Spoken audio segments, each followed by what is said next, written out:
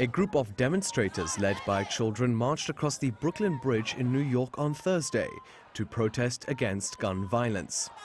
The group wore orange anti-gun violence t-shirts and chanted, "Don't shoot, we want to grow up." New York City has seen a rise in shooting incidents recently, including 2 attacks on subway passengers on April 12th and May 22nd.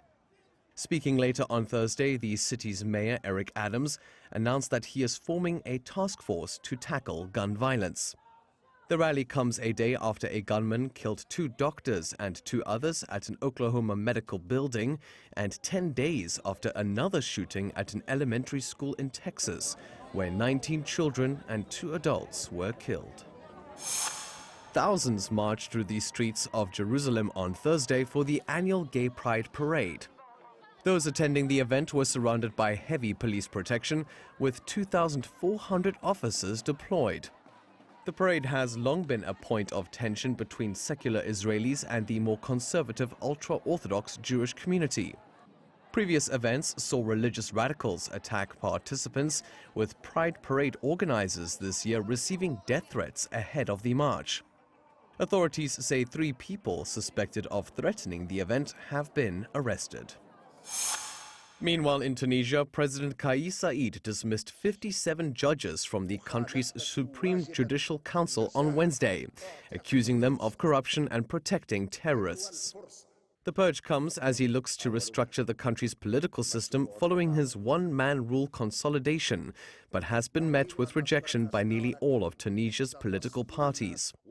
The council had served as the main guarantor of judicial independence since the introduction of democracy in 2011. Saied had already dismissed the country's government last July when he seized executive power.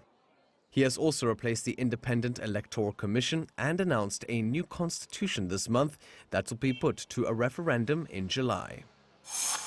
In Commonwealth countries across the world, beacons are currently being lit to commemorate Queen Elizabeth II's Platinum Jubilee. The Queen herself set the chain of events in motion by lighting the principal beacon at Windsor Castle.